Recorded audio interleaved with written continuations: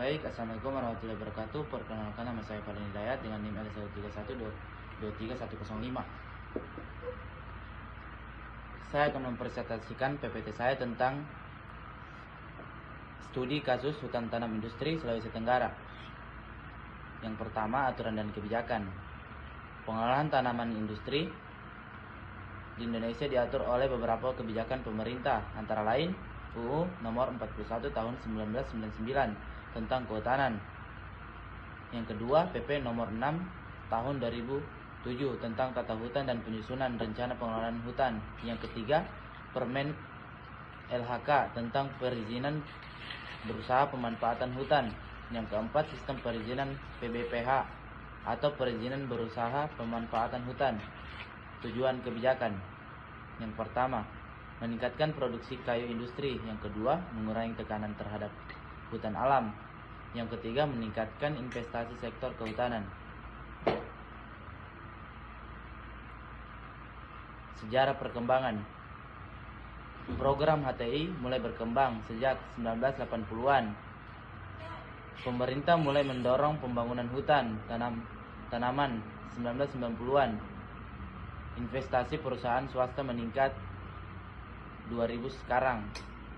Program diarahkan pada pengelolaan hutan produksi yang berkelanjutan di Sulawesi Tenggara.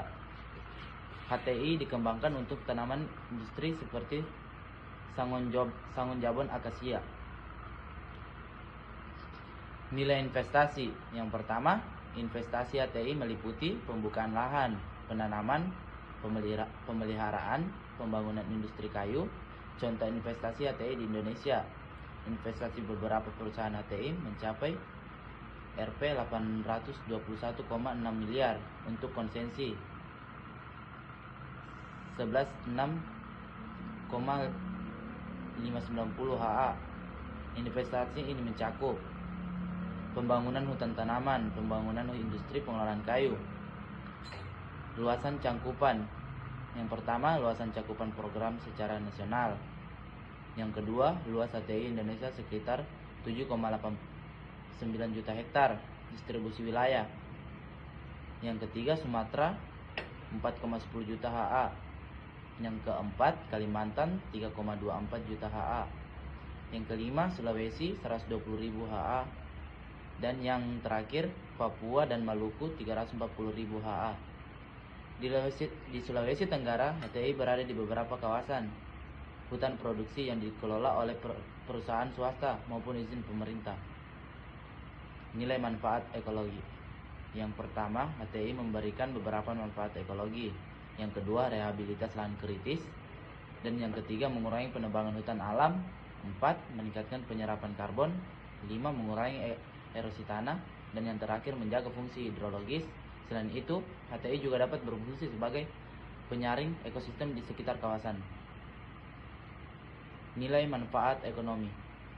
HTI memberikan dampak ekonomi seperti yang pertama, membuka lapangan kerja, dan yang kedua, meningkatkan pendapatan daerah, yang ketiga, menyediakan bahan baku industri pulp dan kayu, dan yang keempat, meningkatkan investasi sektor kehutanan. Industri HTI juga mendukung sektor yang pertama, industri kertas, dan yang kedua, kayu lapis, dan yang terakhir, biomasa energi. Ancaman terhadap program HTI. Adapun ancaman, yaitu beberapa ancaman dalam pengelolaan HTI. Yang pertama, konflik lahan dan masyarakat. Yang kedua, illegal logging. Dan yang ketiga, perubahan fungsi lahan. Dan keempat, kebakaran hutan. Dan yang terakhir, perusahaan tidak melakukan penanaman kembali. Ancaman tidak dapat menyebabkan penurunan produktivitas dan kerusakan ekosistem. Relevansi dan implementasi. Relevansi pendidikan konservasi sangat penting di kawasan Wallacea karena dapat yang pertama, meningkatkan kesadaran masyarakat tentang pentingnya menjaga alam. Dan yang kedua, melindungi spesies endemik Wallacea. Dan yang ketiga, menjaga keseimbangan ekosistem. Dan yang keempat, mengurangi kerusakan lingkungan. Dan yang kelima, mendukung pembangunan berkelanjutan. Implementasi pendidikan konservasi dapat dilaksanakan melalui 1. Pendidikan formal, sekolah dasar dan menengah, perguruan tinggi. Dan yang kedua, pendidikan non formal, penyuluhan lingkungan, pelatihan masyarakat, program konservasi berbasis komunitas. Dan yang terakhir, kesimpulan. HTI merupakan bagian penting dari pengelolaan hutan produksi di Indonesia. Program ini bertujuan menyediakan bahan baku industri, sekaligus menjaga kelestarian hutan di Sulawesi Tenggara. HTI memiliki potensi besar dalam meningkatkan ekonomi daerah, namun pengelolaannya harus memperhatikan aspek lingkungan, sosial, dan keberlanjutan. Sekian dan terima kasih.